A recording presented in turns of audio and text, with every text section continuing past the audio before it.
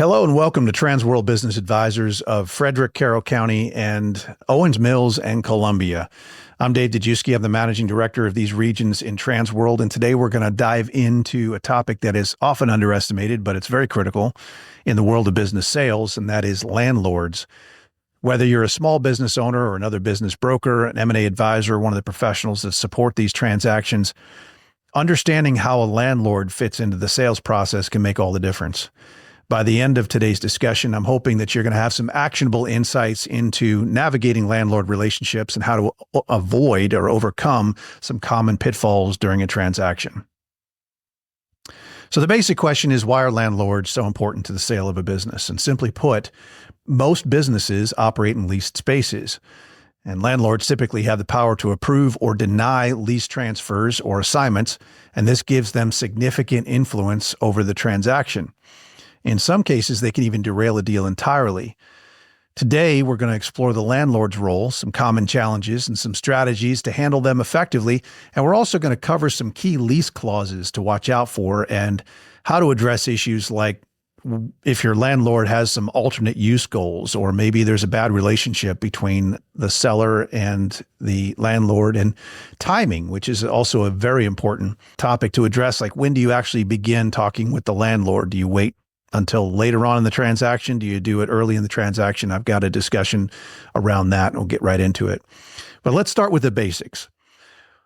What exactly is the landlord's role in a business sale? Well, in most cases, landlords need to approve the assignment of lease to a new buyer. Their primary concern is to ensure that the new tenant, your buyer, is financially stable and that they're a good fit for the property. Beyond that, landlords may also have their own goals. So they might be interested in redeveloping the space, or they might be looking to lease to a higher paying tenant, or maybe using the property for a different purpose altogether. Recognizing the dynamic that the landlord has with your transaction is the first step in navigating their involvement and how you talk to them. Some challenges and some things that can go wrong, I'm just going to throw three of them out there. I know that lease clauses is one of them. So lease clauses can include some hidden landmines. So clauses about assignment, about subletting, about termination rights, these can heavily impact the sale. For example, some leases have given landlords the right to terminate if a business is sold. Some leases have change of control clauses in there that talk about if so much stock is sold, like a majority, over 51% is sold, that triggers approval required from the landlord, and they can either terminate the lease or they must have the right to approve or deny the sale. So you can see that a clause like that would come as a very unpleasant surprise if it's not addressed early on in the transaction. And this is very easy to address. You just get a copy of the lease and you go through it line item by line item, and give yourself a little highlighter and highlight the areas that might become problematic. This is part of our due diligence, part of our initial homework when we're working with buyers. Landlord goals is another challenge. Sometimes landlords have their own plans. They might want to repurpose the space. Maybe they're just waiting for a lease to run out before they redevelop it and do something different with that property. Or maybe they're just not happy that they're not getting as much rent as they could, and they figure highest and best use of that space involves a tenant other than you. And if you're the business owner, if you're a business owner that's operating a low margin type of business, it may have nothing to do with you as an individual. It may have everything to do with the type of business that the landlord perceives might give them advantage in terms of higher profit margins. Maybe they want to put some other type of business in, or maybe, as does happen from time to time, there's conflicts between what one business is offering and then what another business might be offering in a very, very close proximity to that, which is causing a fractional market. So you're only getting a fraction of the total market share in that area. And maybe they want to change that up a little bit and, take a more dominant role in the space. And all of these are perfectly legitimate goals for a landlord to have. So you have to understand what they are. There's also relationship issues. So I've run into a couple of them lately where there's a bad relationship between the current landlord and the current tenant. These kinds of bad relationship issues can create friction. In one case, I actually didn't find out until well down the road when we had a qualified buyer. We had everything lined up. We knew that there was going to be some kind of issue with the landlord in this case. We knew that there was friction between the landlord and the tenant. And so in that case, our judgment was to make sure that we had a well-heeled, a well-defined package for a buyer that we're bringing to the table. We wanted to make sure they had a strong credit rating. We wanted to make sure that they had done their disclosure to us and that we had a credit release authorization. We were able to pull credit on them, these kinds of things before we engaged with the landlord, because we didn't want to go in empty-handed and just say, hey, we're expecting a sale sometime in the next 8 months. And, we don't have any idea what the buyer's going to be like. And it's just, in this particular case, could give a landlord way too much time to think about what are some of the issues and maybe some other opportunities in getting rid of a tenant that he didn't like in the first place. But I didn't find out until well down the road, after we had a good buyer, that this tenant had already threatened a lawsuit against that landlord early on in their relationship, and it didn't go well. He was able to force the landlord to back down, but that landlord held a grudge, and that grudge was about to become part of my deal. And it has been a problem, especially in light of the fact that they had all the clauses in the lease that I mentioned earlier. So the landlord's got a lot of leverage in that particular case. And so we're trying to find what's the best way forward for all parties involved. And that becomes a completely different discussion. Very important. But if any of these things sound familiar, don't worry. We're going to get into how to address these issues in just a minute. So first, I want to talk about when to engage the landlord, because one of the most common questions I hear from business owners is, when should I bring the landlord into the conversation? And my advice is, it depends.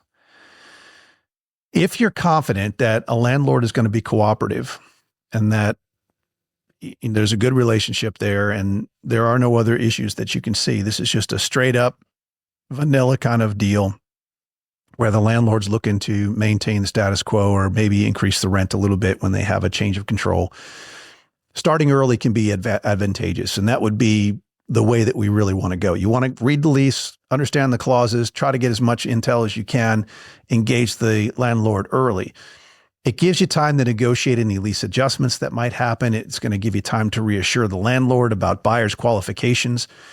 When I call a landlord for the first time, I like to introduce myself as, somebody that's coming to the table that is going to create a problem for them. I know I'm going to create a problem because they're about to lose a tenant and they're going into an unknown situation.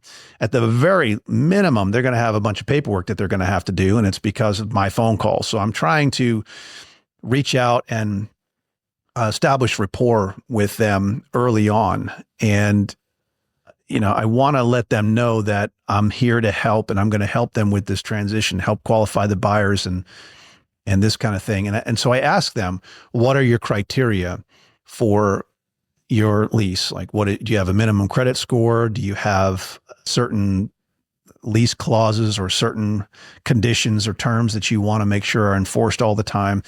Do you have a certain experience level that you're looking for?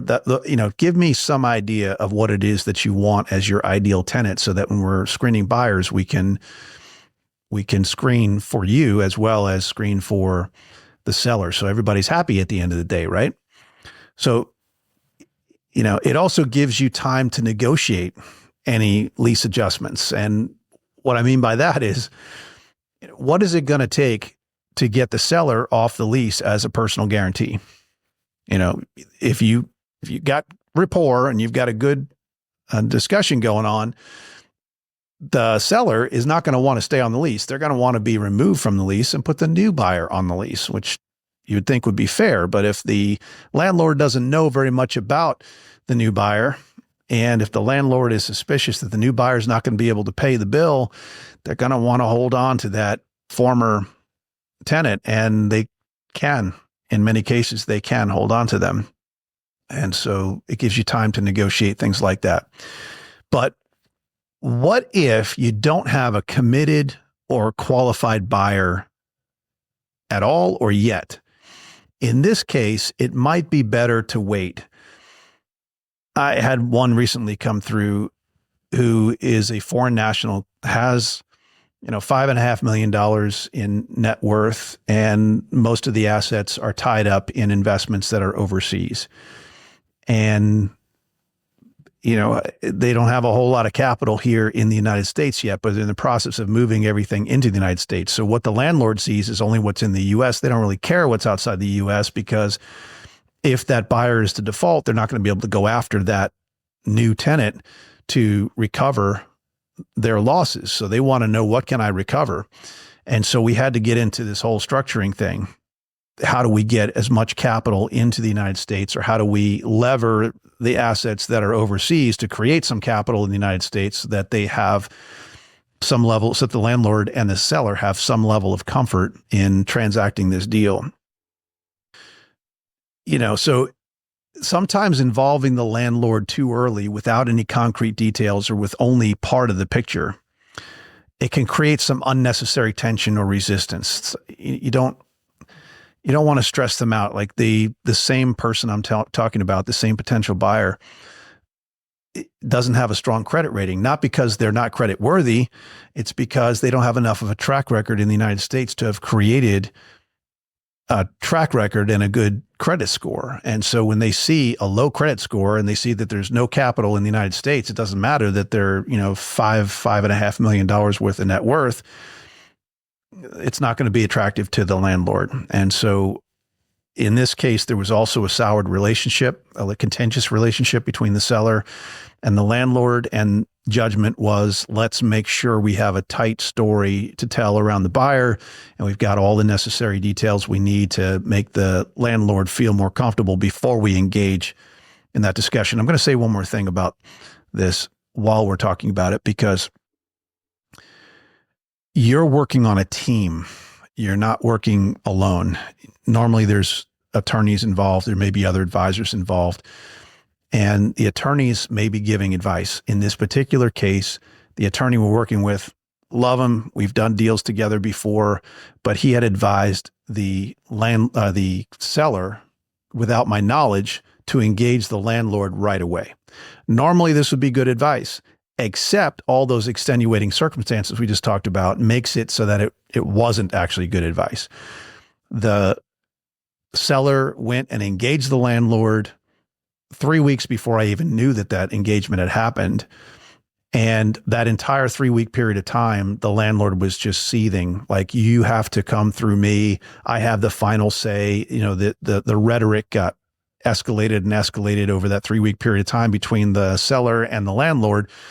Again, I was completely unaware that the conversation had even happened. So we weren't able to step in with any kind of third party influence there and try to calm things down and engage the landlord and that sort of thing. So make sure your team is on board with whatever your strategy is. If you decide that it's going to be a late approach, make sure that the attorneys that you're working with are in agreement that it should be a late approach.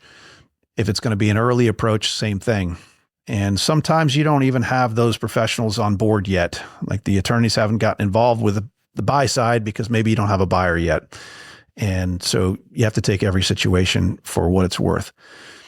Let's talk about how to approach the landlord. The key here is professionalism and preparation. When is it time to engage is the question that we just talked about. Now you're going to go in and you're going to have this first discussion. My first goal is to build rapport. I'm going to try to establish trust, help them understand what we're here to do, help them understand how we can help them, use a friendly and professional tone. It goes a long way. The next thing I'd like to do, if I have a buyer, is present that buyer. I'm going to highlight the buyer's financial stability, and I'm going to highlight their operational experience. And this helps to reassure the landlord that the process and the business is going to be in good hands as we go through. And that's really what your goal is on that presentation of the buyer. You're also going to show alignment. You're going to frame the sale of this business as a win-win for the landlord, for the seller, for the buyer, for us, for everybody. We're in alignment. We have an alignment of interest. We're going to emphasize shared goals like maintaining a business that is thriving in that space. That's good for the landlord, right? We've got somebody maybe who's retiring. We've got a younger person coming in that's got a lot of energy. We have additional skill sets. Maybe if we're doing a merger, maybe there's some synergies there that's coming into play, which might help to capture more market share and make the business stronger. All of those things can happen that can be positive to the landlord. So if you have alignment of interest, bring that out right in front and share that with the landlord. Next up, let's talk about some key lease clauses to watch for. The first ones have to do with assignment and subletting. If you see any clauses in there about assignment and subletting, they're going to specify whether and how a lease can be transferred. So look for these clauses that require landlord consent. That's a key. What conditions apply in order to achieve landlord consent? Commit that. Write it down. Make sure you understand it. Highlight it with a highlighter if you need to. The other thing you're going to look for are termination rights. There are some leases that allow the landlord to terminate a lease in the event of a change of control, or if a business is sold all outright entirely. You're going to want to address this early, avoid any surprises. The third one are use restrictions. Now, these can limit what a new owner can do with a space, and this could potentially affect sales price. It can affect deal terms. I'll give you an example. We sold a beauty supply operation. They had some other things going on. They were selling wigs. They were selling beauty supplies. They also had some repair operations going on with appliances and hair dryers and things like that. That was all wrapped up in this particular business. And the new buyer that was coming in wanted to do all of those things, but they also wanted to have a check cashing service there. And they also wanted to have a gift basket assembly thing there. And these were outside of the scope of the previous use. And so if there was a use restriction, in this case, the landlord was completely agreeable to the changes of adding the check cashing service to the business, but sometimes they don't. And let's take that check cashing business as an example. A landlord might not like the idea of a check cashing business. Maybe they don't like the way the business is run. Maybe they've had a bad experience with it. Maybe they don't like the demographic of check cashing business customers. Maybe there's something going on there that there's a competitor. You know, a lot of these landlords will own multiple spaces in the same property, and maybe 2 doors down, they have their own check cashing business. They're not going to want to put in a second check cashing business into this business that you're selling because now there's a conflict. So they're going to want to have the ability to reject that. I see this a lot with things like liquor stores or pick your thing, right? Maybe it's a restaurant, maybe it's Peruvian chicken, and there's already a Peruvian chicken place down the block, which is, killing it. And that landlord knows that another Peruvian chicken is just going to be competitive with the first Peruvian chicken. And so they're not going to want to approve that. So use restrictions are one of those things you need to watch out for. By thoroughly reviewing the lease, you can identify these, let's call them potential roadblocks before they become deal breakers. Address them early with your landlord. Here's the alternative use issue. Now, I mentioned it before. What happens if a landlord has alternate plans for the space? Maybe they want to redevelop it, or maybe they want to lease it to somebody else. Sometimes when you run into that situation, it can feel like a dead end, but there are some ways that you can navigate that. For example, you might offer incentives. Consider prepaying rent or offering a different security deposit to make a deal more appealing to a landlord. Sometimes, if the landlord is aware that they have a higher and better use for that space, they might be eyeballing all that money that they're not making every month, or the terms that they're not able to achieve every month because of the business that's there. In those cases, figure out what that is and try to create a structure that is on par So you're going to want to be talking with your buyer and your seller and your landlord all at the same time to try to figure out, can we get there? Negotiate in these cases. Try to find some middle ground that meets all parties' needs. And sometimes you have to involve a third party. Now, if you're just trying to do a for sale by owner business, you don't have any buffer. There's nobody there that's a third party that can be a mediator or a broker. This is one of the advantages that engaging a firm like ours brings to you, is that you have this third party mediator, this third party broker who can get in the middle of these sometimes tricky situations and just act as a good agent and just try to diffuse the situation and negotiate. We also have a toolbox worth of, potential options that we can use to help structure a new lease, or maybe structure the deal itself where you're not triggering those lease issues. And can't always do that, but there are ways to do it in certain circumstances. I want to talk about bad relationships. This is kind of an elephant in the room. You just have to ask your seller. You just have to ask the landlord, what if the landlord and the tenant have a bad relationship today? I mentioned before the situation where a landlord wasn't being cooperative. So the way that we reached out originally with a very simple letter, it was a very friendly, professional letter. We have a potential where we're going to be selling the business. We expect closing date is going to be around this time. We'd like to open up dialogue with you to make sure that we have your approval on the lease transfer. We have what we believe is a strong buyer, blah, blah, blah, all those kinds of things. It's very sort of generic, positive email opening up. And we got a 2-sentence response back. The first sentence was, this tenant has no right to change the terms of the lease. And the second sentence was, our communication with you is terminated effectively immediately. What do you do with that? You can't keep sending emails now to the same person, because now you're setting yourself up for harassment. So we backed off and we went back to the seller and we said, all right, what's going on? And the seller told us some of what was happening, but didn't tell us everything. We didn't find out till much later that the seller had actually threatened a lawsuit against this landlord a while back. And the landlord was still holding a grudge, and that grudge was about to come out in our deal, because that landlord was not going to consent to anything that was going to be positive towards that tenant. And it was a bad relationship. So what do? We got shot down. The buyer's attorney stepped in and said, you know what, maybe we can do better. They looked through the lease. They found all the different things in there, like the administrative fees that are potentially need to be paid, and they offered to pay them. They did a bunch of things like that to try to sweeten the deal. And they were shut down with a 1-sentence reply, which was, you do not have our consent. And what do you do? All right. So in those cases, there didn't seem to be any way to bridge the gap or provide some kind of workable solution for all parties. And so we started looking at other ways to structure the deal where maybe it wasn't going to be a full sale. Maybe it was going to be a management contract for a while.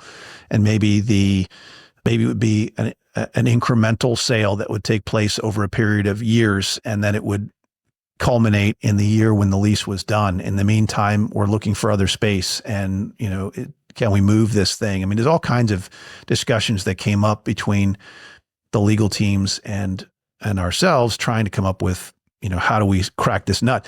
And that's another thing I want to bring up. I personally like to get the attorneys in the same room early on and have a strategy discussion.